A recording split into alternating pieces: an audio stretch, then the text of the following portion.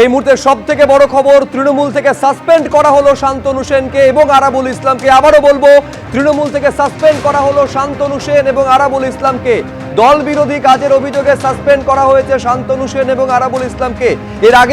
এর আগেই দলীয় মুখপাত্রের পদ থেকে সরিয়ে দেওয়া হয়েছিল শান্তনু সেনকে। এবার দল থেকে সাসপেন্ড করা হলো এবং সাসপেন্ড করা হলো আরাবুল ইসলামকে। একেবারে বছরের শুরুতেই আপনারা জানেন আরাবুল ইসলামের সঙ্গে শওকত মোল্লার একেবারে যে গোষ্ঠীদ্বন্দ্ব, সেটা যে পর্যায়ে পৌঁছেছিল, থানায় পর্যন্ত তাকে প্রাণে মেরে ফেলা হতে পারে এই আশঙ্কা প্রকাশ করে পোলেরহাট থানায় অভিযোগ পর্যন্ত আরাবুল ইসলাম জানিয়েছিলেন। উল্টো অভিযোগ, পাল্টা অভিযোগ শওকত মোল্লার তরফেও করা হয়েছিল। এইরকম একটা পরিস্থিতিতে শান্তনু সেন এবং আরাবুল ইসলামকে দল থেকে সাসপেন্ড করা হলো। এই মুহূর্তে সব থেকে বড় খবর, তৃণমূল কংগ্রেস থেকে সাসপেন্ড করা হলো আরাবুল ইসলাম এবং শান্তনু সেনকে। এর আগেও আরাবুল ইসলামকে সাসপেন্ড করা হয়েছিল আপনারা জানেন, তারপর তাকে আবার দলে ফিরিয়ে নেওয়া হয়। দ্বিতীয়বারের জন্য সাসপেন্ড করা হলো আরাবুল ইসলামকে। ভাঙড়ের প্রাক্তন বিধায়ক আরাবুল ইসলাম, যার সঙ্গে ক্যানিং পূর্বের তৃণমূল বিধায়ক শওকত মোল্লার গোষ্ঠীদ্বন্দ্ব কার্যত প্রতিদিনের খবর হয়ে দাঁড়িয়েছিল, সেই জায়গায় আরাবুল ইসলামকে সাসপেন্ড করা হলো এবং দলীয় মুখপাত্রের পদ থেকে সরানোর পর শান্তনু সেনকেও দল থেকে সাসপেন্ড করা হলো। আশাবুল হোসেন আমাদের প্রতিনিধি আরো বিস্তারিত এই নিয়ে বলতে পারবেন। আশাবুল, কি কারণে আরাবুল ইসলাম এবং শান্তনু সেনকে সাসপেন্ড করা হলো?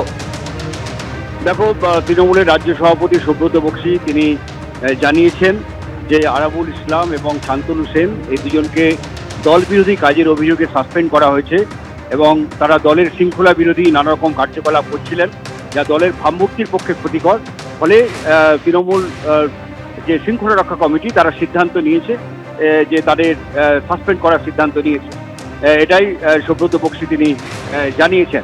এবং তুমি জানো যে শান্তনু সেন এই যে আরজিকর কাণ্ডকে ঘিরে শান্তনু সেনের যে ভূমিকা, সে ভূমিকায় ক্ষুব্ধ ছিলেন তৃণমূলের শীর্ষ নেতৃত্ব এবং তারপরই শান্তনু সেনকে দলের প্রায় সমস্ত পদ থেকে সরিয়ে দেওয়া হয়। দলের যে মুখপাত্র সেই পদ থেকে সরিয়ে দেওয়া হয়।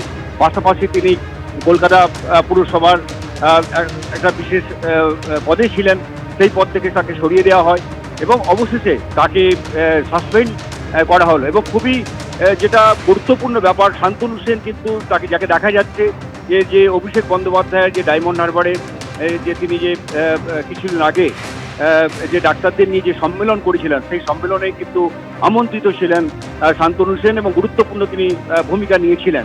এবং কিন্তু তৃণমূলের যে শীর্ষ নেতৃত্ব তারা তার বিভিন্ন কার্যকলাপে তারা ক্ষুব্ধ হয় এবং দলের শৃঙ্খলা রক্ষা কমিটি আজকে সিদ্ধান্ত নিয়েছে শান্তনু সেনকে যে দলীয় শৃঙ্খলা তিনি ভঙ্গ করছেন, দল বিরোধী নানা কার্যকলাপ করছেন এবং সেই অভিযোগে তাকে সাসপেন্ড করা হয়েছে। অন্যদিকে আরাবুল ইসলাম, তুমি জানো যে আরাবুল ইসলাম এবং শওকত মোল্লা এদের মধ্যে বিবাদ একেবারে রাস্তায় নেমে এসছে। কদিন আগেই ভাঙড়ে আরাবুল ইসলামের গাড়িতে ভাঙচুর করা হয়। আরাবুল থানায় অভিযোগ করেন এবং তার প্রাণনাশের আশঙ্কা রয়েছে, এই অভিযোগ তিনি করেন।